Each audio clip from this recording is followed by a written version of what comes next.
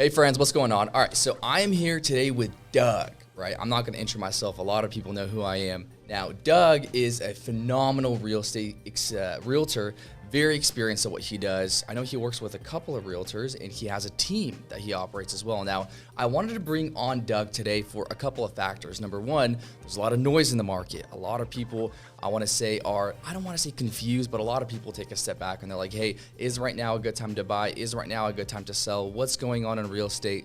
But also I wanted to learn more, bro, about your story, right? So I want to learn more about you, how you got into real estate, why you got into real estate. So let's start with this. What market do you work in, right? Because we have King, Pierce, Snohomish County, a lot of different cities. What's the market? What's your market specifically? I mean, realistically, I can do all of Washington, but I like to stay west of the mountains. I've done everything up from like Oak Harbor to Mount Vernon, all the way down to Vancouver, Washington. But I like to stay within King and Pierce County. Okay. But for buyers, it's just like wherever they need me, wherever somebody needs me, that's where I'm willing to go. Cool. So you're well versed in all Washington State when it comes to the market. Oh, absolutely. Okay, fantastic. Yes. So how did you get into real estate? Well, I bought a house. I guess that's where a lot of people I feel like start. I saw what my agent was doing, and he did a fantastic job by me, and I was just like, you know what, I can do that 10 times better. Let's do it.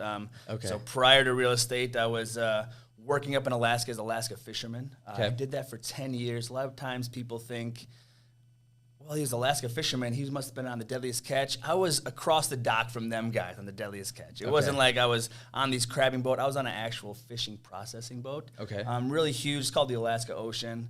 I worked 5 years in the factory, and then my last 6 years I worked as a deckhand. Okay. And it was quite the experience. I mean, long hours, made really good money, made enough to buy my first house, and it was up at Snoqualmie Pass across from Central Summit. Yep. Beautiful little one-bedroom cabin. Me and my fiance, she got pregnant, and we could no longer live up there because you get like 4 feet of snow in one overnight up there, right? Sold that, bought a house down in Puyallup, beautiful 4-bedroom plus a bonus, and I was just like, man, I looked at the final numbers for what my real estate agent made off that. I'm like, man, I can do that. Why can't I do that? Okay. So that was your inspiration to get into real estate. Absolutely. So Alaskan fisherman, right? Right. So how did you get into that? That's a really unique, For sure. I've only met, I want to say, a handful of people that even worked, as or in that kind of sphere. How did you get into the Alaskan fisherman type of gig? So one of them, and my brother started out there first. Okay. My brother he's 4 years older than me. I got the one sibling. He started working out there first. Before a fisherman, I was working at McDonald's. Okay.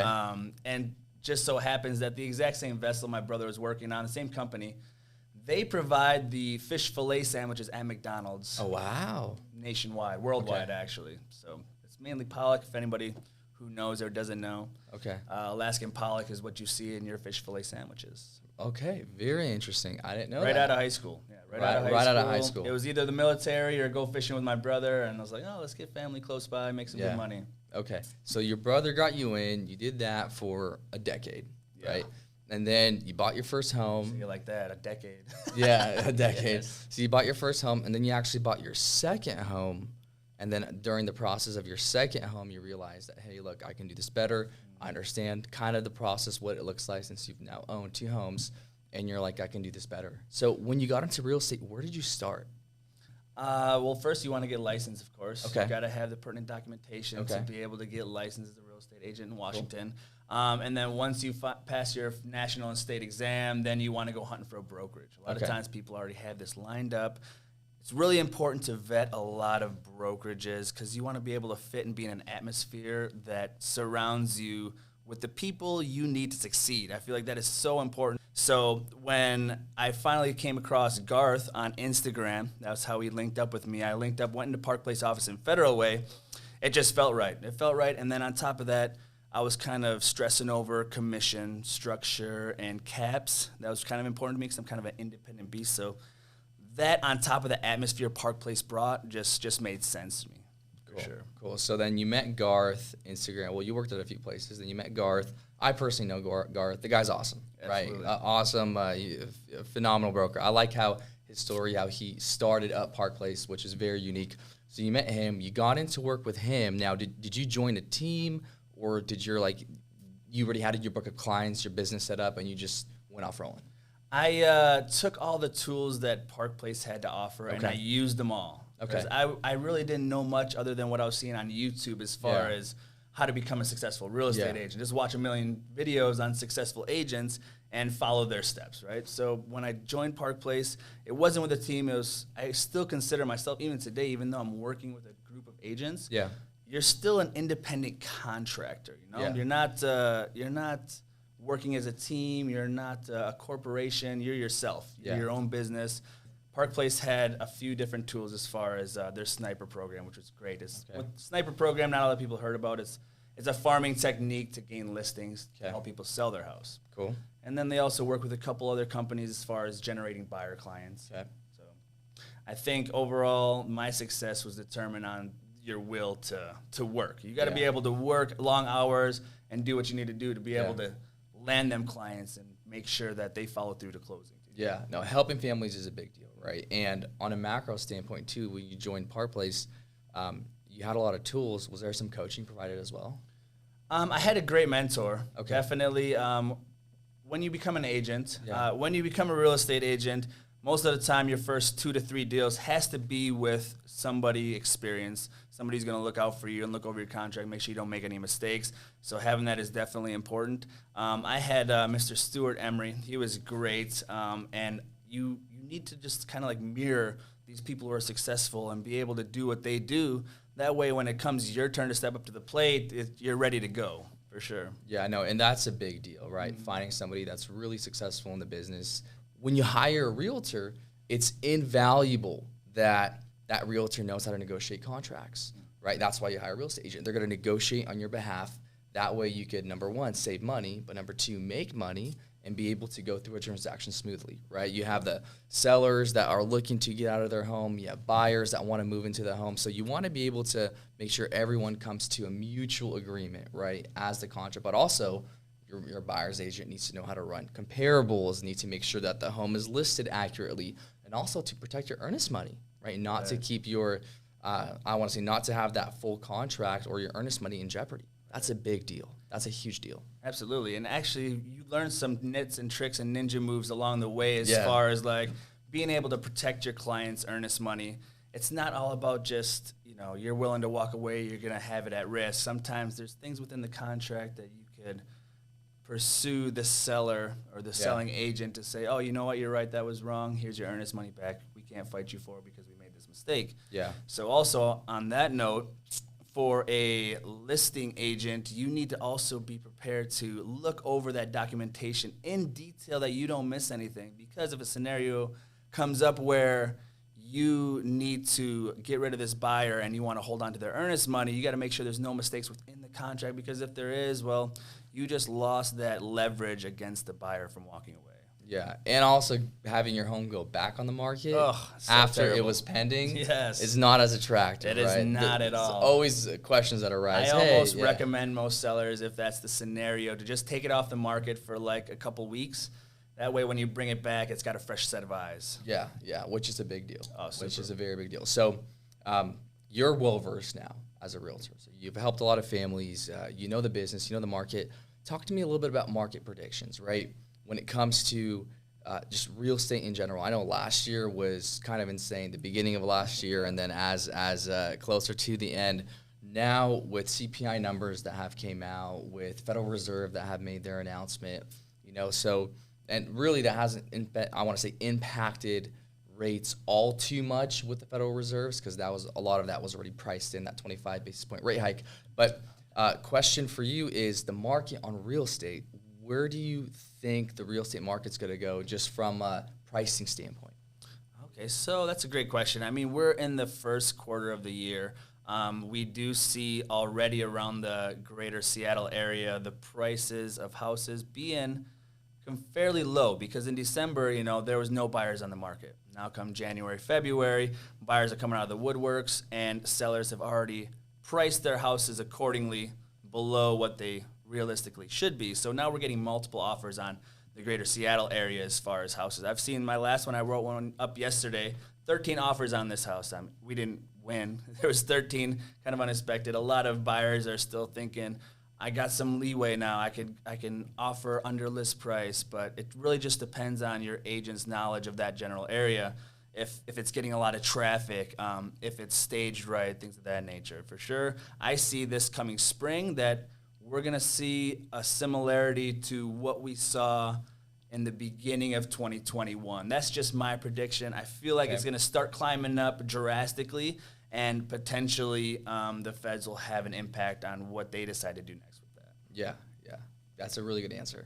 I like that answer. Yeah. Let me ask you this too. With real estate heading where it's heading right now, it's a little bit more competitive in the market. We're a lot more competitive depending on the home that you're looking at and if it's pricely listed and all that jazz. What are a few common questions I want to say that first-time home buyers or move-up buyers ask you when it comes to, like, what are a few things that pop up that arise? Like, hey, I'm buying a home. Here's a question 2 or 3, right? Right. What are a few common Well, questions that pop up? the first question with first-time home buyers is always just, what do I do? That's always the first question. I established this home buying process. I got a video. Like, a lot of times I like to walk through it with them. Okay. But I've also made a video that I can just send their way, kind of just depending on how busy I am. Okay. So that seems to do a lot of help. And another question is, am I going to be able to get pre-approved? And that's when I send them over to somebody like you or any lender that they're choosing. Of course, us as agents can't force any buyers to use a certain lender. It's really, we have referrals that we like to kick out to them, but they're free to use whoever they want. Okay, so then you tell them, hey, let's see what you can afford, and then you refer them over to a lender, and then they get qualified, right? Or not, right? And then I guess on another note, before I even send them or refer them to a lender, I do kind of vet them myself. Okay. Because you're going to want to know, the buyer situation, what they're making on an annual basis on top of their credit score and credit history. Yeah. I like to know what their rental situation is. Or if they're living with parents, great. If they're living with their parents, more than likely they have some money starting to save up. Yeah. So I think that's what I've seen in the past. If they're renting, it's okay, how much are you paying for rent? And then I incorporate that into what they could be using that for mortgage, which is usually a little bit less. I mean, mortgage is expensive, but at least you're investing your money into a house rather and you're paying yourself. And you're paying yourself. Practically, you're paying yourself, yes. Yeah, big deal. Absolutely. So how about on the listing side? What are a few common questions on the listing side that arises when somebody reaches out to you and says, hey, Doug, I want to sell my home. We bought a home before, maybe they sold before. How should we start this process? Well, give me your address and let's start a market analysis on it. Let me see what I think your house is worth, and then let me tell you what I could sell it for with my marketing and my tactics. Okay. With sellers coming to me, it's always wanting to just let me walk through your house because I can look up your address, right? Yeah. But it isn't until I actually drive your neighborhood and walk through your entire house that I get a real feel for it. Because on paper, your house could be able to sell for $600,000, but then I walk in and all your neighbor houses, I get a bad feel. Maybe there's a bunch of garbage everywhere. Realistically, then I would say your house is only worth $500,000. Yeah. So the difference in atmosphere makes all the difference in what your house can sell for. And then, of course, if they did slight rehabs that you wouldn't know, right? Go up. Yeah, Exactly. So them are a lot of questions I ask just over phone call before I even step into the house. Because a lot of people are hesitant about just letting some random agent that they just called or saw on social media walk into their house. Yeah. So get comfortable, know their back history. Don't just jump into business right away. It's do I even want to work with this person? Yeah. Realistically, if they just come off as a bad attitude, maybe you don't even want to work with that seller in the first place. Yeah. Yeah. So you ask them a couple of questions, you vet the home, which is a big deal, right? Vetting the house is huge. Because I know there's a lot of families that will go and do slight rehabs in the home, which I think is ingenious, right? My rule of thumb with a lot of first-time home buyers is, hey, I know it's tempting to go buy the biggest home that you can possibly buy, but I always ask, hey, what's your 5-year vision? Where do you want to be in the next 5 years when it comes to real estate? Do you want to own a rental portfolio? Do you want to live in this neighborhood or this community over the course of 5 years?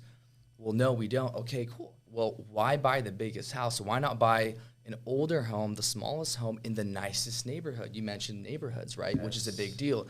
If you buy a little smaller home that maybe needs a new HVAC system, that maybe needs a new roof, that may or like shingles, right? Maybe needs to be updated, new flooring, new carpets, or new LVP, whatever it may be, a slight remodel in the bathrooms.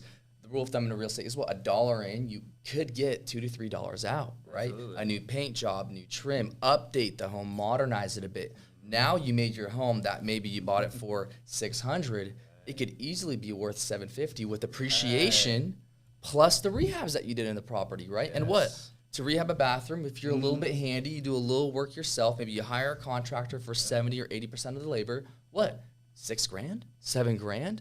But you'll turn that into, from a profitability standpoint, up to $30,000 or more. Oh, easy. Plus, easily, right? $30,000 or more. Yeah, exactly, $30,000 or more, and that's just a bathroom. Right. Now you do a couple more things into that home. Now let's say somebody is an engineer and they want to work from home. Well, if you get a lot, maybe a little larger lot, what if you do build anywhere between the 100 or up to 200 square feet? Because you don't need permits if it's under 200 square feet in Washington State. What if you build a sustaining office? That can cost you up to $25,000. Well, if you have a home. Now, let me ask you this. As a realtor, if somebody is selling a home and you know, and you're the listing agent and you're selling that home and you know that it's a 3-bedroom, 2-bathroom house, let's say it's 1,800 square feet, but there's an office that's 50 feet away from the home that's fully insulated, that has power, that any engineer, that anyone that works from home could literally walk over, right, in their flip-flops and go into and shut that door and work, how much more value is that home? Oh, man, I would say just on top of the, let's say even $30,000 that you spent on the place, you're talking at least double that in value. At least double that in value, which is a big deal. So I like to encourage first-time home buyers, hey, if your 5-year vision, let's say, is going to be to live in Renton Highlands or to live in Hobart or to live in Issaquah, cool. Let's not maximize your home. Let's not go new construction, right? Let's go maybe find something that's a little bit more, I want to say equity friendly after a few rehabs in a community that's growing. Absolutely. I feel like the most important thing when taking that tactic with buyers and introducing that to buyers is the 5-year plan, right? It doesn't even have to be a 5-year plan. I lived in my first house for 2 years, and you see the statistics on how long people live in their first house. I mean, most of the time they're gone within 2 years. I was gone within 2 years. So I wasn't expecting it, but that's just the way life is sometimes. Yeah. You don't normally stay in your first house for that long. Yeah, which 2 years is a big deal, right? The reason why a majority of families stay in homes for a minimum of 2 years, because you don't pay capital gains tax, right? You're not paying short-term or long-term capital gains if you own or occupy a property and you're living in that property for at least 2 years. All your profits up to $500,000, you don't get taxed on. These 2 years. And then I'll also talk to families, say, hey, have you thought about owning real estate? I had a couple last Friday that sat down with me and we're talking, and hey, and I asked them, do you guys want to own real estate in the future? Like, do you want to have a rental portfolio? Well, Terrace, we've thought about it, but we're not really sure. And I'm like, right now is a phenomenal opportunity for you to purchase your first investment property. You're living in an apartment right now.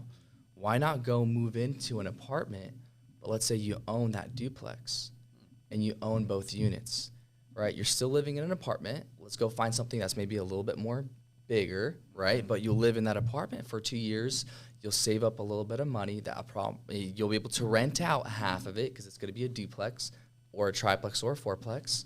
And then afterwards, you can transition over into your home, but now you own 4 doors, 4 rentals, or 3 doors, or 2 doors, right? It's called house hacking. Very common. Right. Now, on a macro standpoint, with families that do something like that, it's incredible because if, like, for me, for example, if I wanted to go and buy a multifamily deal right now, I'd have to put 25% down, right? It's an investment loan, which means the rate's going to be higher. Terms are not going to be as nice, right? I'd need to have the 12 months plus of reserves, right? Phenomenal FICO score, but it takes a lot of money.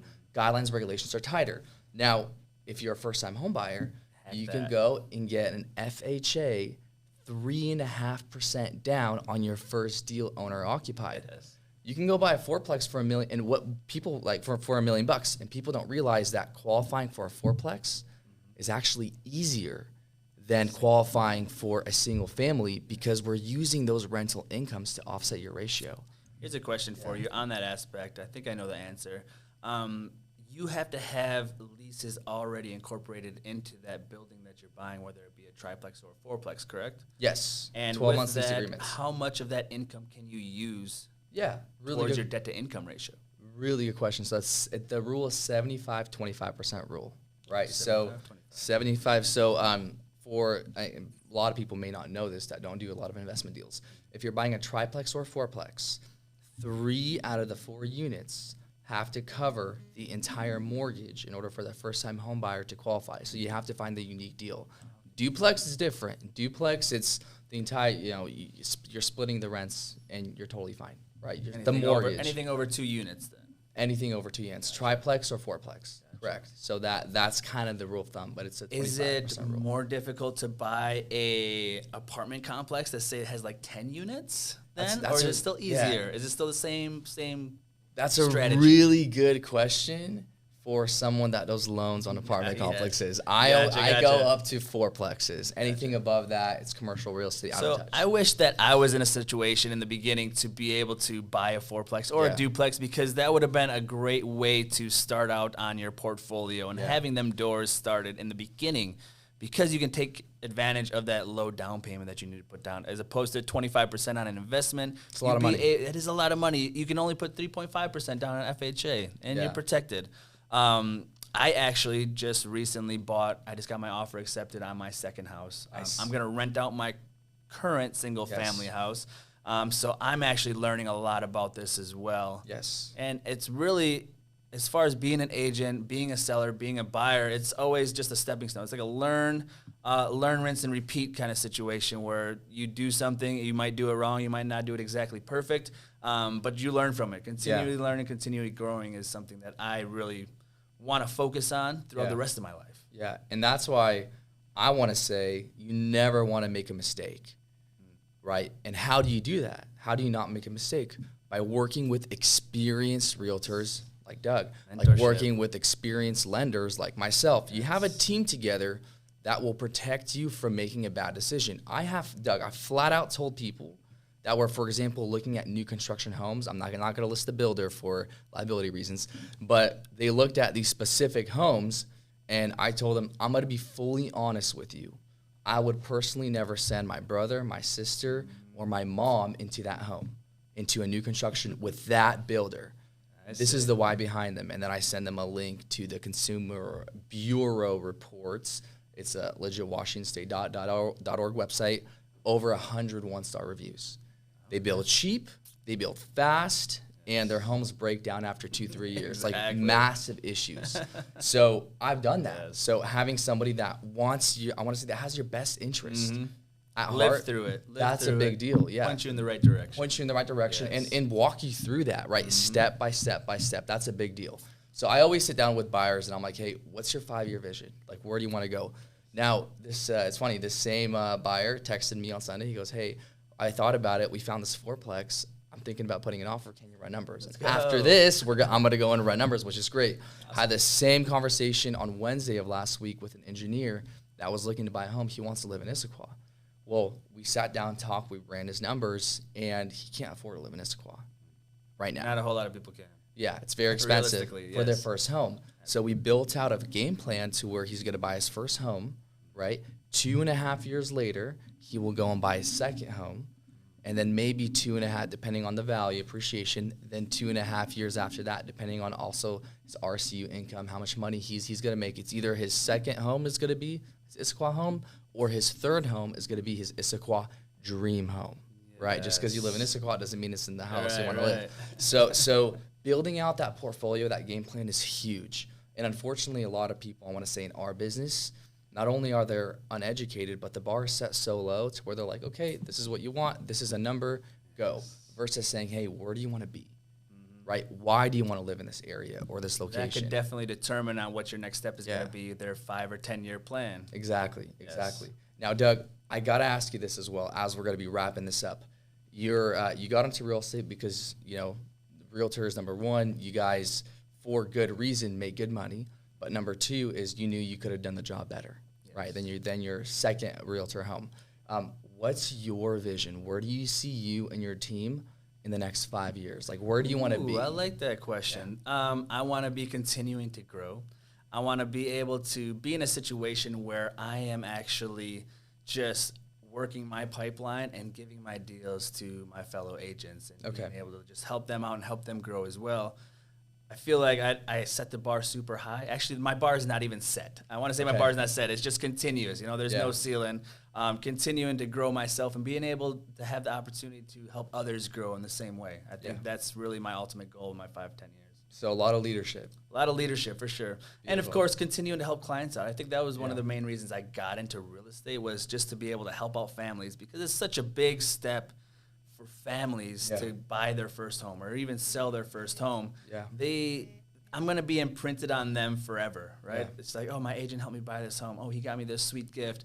Oh, he saved me this amount of money on it, et cetera, whatever the case may be. I want to be able to be remembered. I mean, everybody wants their own legacy, just like me, just like anybody else. I want to be remembered for forever, right? There we go. Yes. There we go. Beautiful. And I know you have a wife now, right? So your girlfriend's now your wife. You guys have kids. How many kids do you have? We got the one. One kiddo? One princess. Beautiful. One daughter. She just turned 5, just started elementary school. Oh, that's fun. And I'm going to spoil her for sure. Yes. We talked about more, but then I was like, you know what? I don't want to bring any attention elsewhere. Yeah. We're going to give her every single opportunity that we can. And sure enough, I think she's going to end up following one of our footsteps. Wife is a registered nurse. Okay, cool. Travels around, makes great money. So I guess that's kind of you shouldn't compete with your spouse. Yeah. That's what I want to say. But when it comes to money, you should compete with your spouse. You want to be able to make as much money as possible together. Yeah. Right? Yeah. So then you're able to best support your daughter. Exactly. Yeah. And yourselves. Do the things you want to do. Beautiful. That you love in life. Beautiful. Well, Doug, thanks for coming on. Absolutely. And definitely going to have you on at least one more time. Absolutely. Right? And we're going to talk. It's a pleasure being with you, for sure. Yeah. We'll talk a little bit more. I want to say in detail specifics when it comes to contracts and stuff like that. I think it's invaluable for the audience to know how that all looks like. The actual stepping stone. And I'll be sure that next time my phone is just left in the car. It was ringing, awesome. It's still vibrating. Hopefully the mic isn't picking it up, but I definitely appreciate you having me on here. Of course. Thanks for coming on, bro. Thank you, Taurus.